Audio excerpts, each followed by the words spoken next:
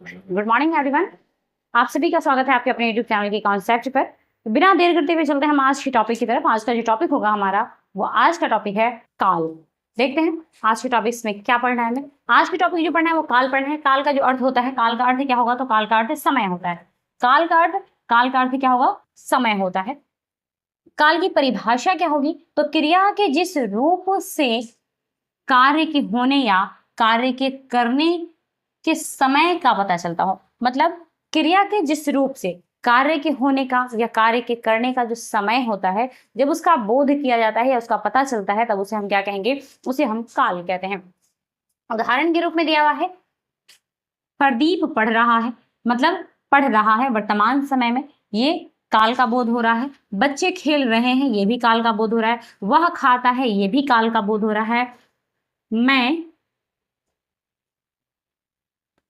दिल्ली गया था, ये भी काल का बोध हो रहा है।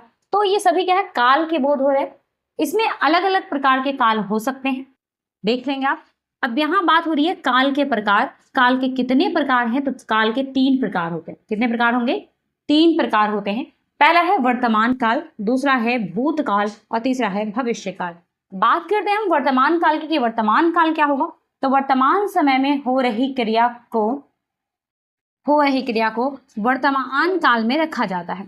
वर्तमान में या वर्तमान काल में रखा जाता है, यानी वर्तमान समय में हो रही क्रिया को, वर्तमान समय में हो रही क्रिया को वर्तमान काल में रखा जाता है।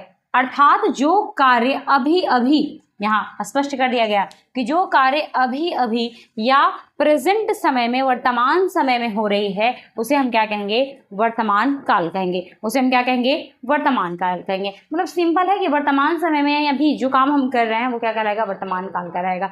अभी यहाँ पर मैं क्लास ले रही हूँ, तो ये प्रेजेंट टाइम की बातें हो रही है, अभी की बातें हैं। तो ये जो होगा कि मैं अभी क्लास ले रही हूँ, यानी मैं अभी पढ़ा रही हूँ, तो ये क्या हो जाएगा, ये वर्तमान काल होगा। अगला है वर्तमान काल के भेद। तो वर्तमान काल के कितने भेद होंगे, तो आइए देख लेते हैं। वर्तमान काल के कितने भेद, तो मिनिमम 6 भेद दिए हुए हैं। नंबर 1 हो जाता है सामान्य वर्तमान काल, नंबर 2 में हो जाएगा अपूर्ण वर्तमान काल, नंबर 3 में हो जाएगा पूर्ण वर्तमान काल, नंबर 4 में संदिग्ध वर्तमान काल, और नंबर 5 में तात्कालिक वर्तमान काल, और नंबर 5 में संभाव्य वर्तमान काल। मतलब ये सभी जो है 6 प्रकार दिए हुए हैं, और ये 6 प्रकार किसके हैं, तो वर्तमान काल के हैं। किसके हैं, वर्तमान काल के। जैसा कि अभी हम पीछे पढ़ चुके हैं कि काल कितने प्रकार के होते हैं, तो काल के 3 प्रकार होते हैं, वर्तमान काल, भूतकाल और भविष्य काल। तो ये जो 6 प्रकार हैं वो किसके प्रकार होंगे, तो ये 6 प्रकार वर्तमान काल के प्रकार होंगे। आइए देखते हैं सामान्य वर्तमान काल किसे कहते हैं।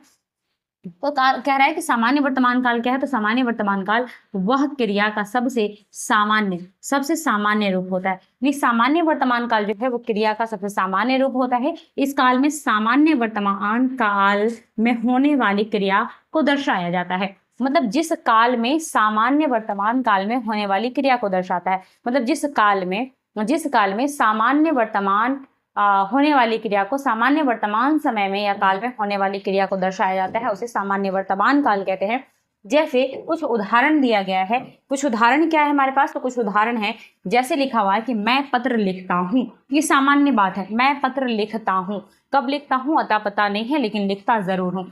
मैं पढ़ता हूँ, कब पढ़ रहा हूँ ये क्लियर नहीं है, लेकिन पढ़ता हूँ। वह गाना गाता है, वे लोग स्कूल जाते हैं। लेकिन इससे क्या है कि कुछ क्लियर नहीं हो रहा है कब जाते हैं, कोई समय निर्धारित नहीं है, अभी जा रहे हैं या लगातार जाते ही रह रहे हैं, या मतलब ये सभी बातें भी पूर्णतः क्लियर नहीं है। सिर्फ कहा जा रहा है कि मैं जाता हूँ। हो सकता है रोज जाता हो, कभी कभी जाता हो, ऐसी कोई भी चीजें इसमें क्लियर नहीं कह रही है।